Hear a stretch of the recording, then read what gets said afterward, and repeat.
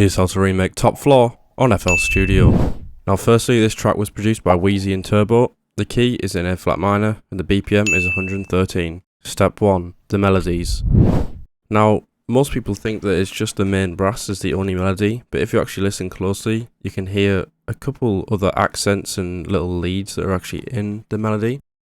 So firstly, starting off with the actual main brass, I used SRX Orchestra Brass Orchestra in the patch C, the fourth one. This sounds almost identical with a couple changes. I don't think this was the identical preset unless they've mixed it a little differently to what I've done, but it's very, very similar.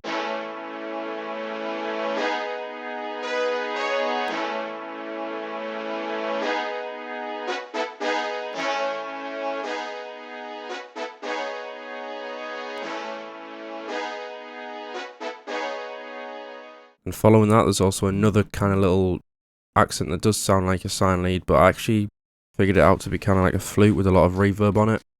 I just used SRX Orchestra again for this, and it sounds like this. Then after that, the most noticeable melody is a little like sine lead that comes in. It's a pretty simple actual pattern. It's just actually getting the right sound. I got fairly close with this Analog Lab preset. Turn the brightness and the timbre down a little bit, and yeah, it should sound like this.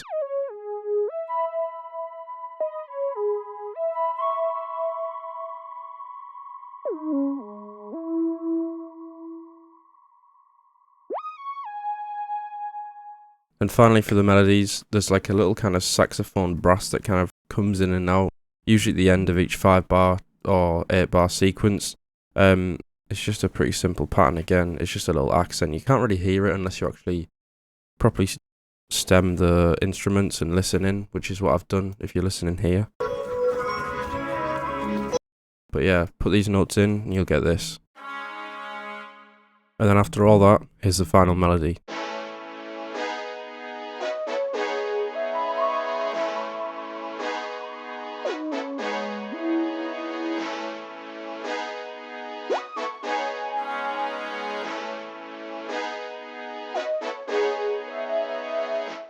Step 2, the drums. Now the drums are very, very simple here. I've got all the identical drums, including the identical hi-hat, clap, 808, and the identical like little snare perk. Now it's a pretty simple pattern. It's a Zaytoven 808, literally only hits about 5-6 times. Put these notes in on screen. Then you've got a standard 2-step hi-hat with a little like accent at the end that is kind of like a roll.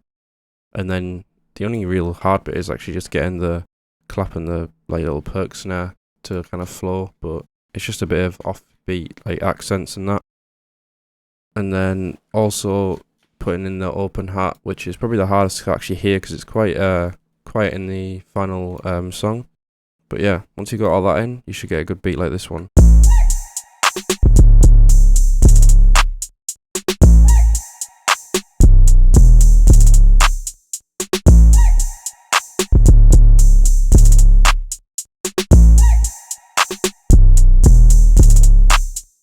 Step 3, mixing and mastering.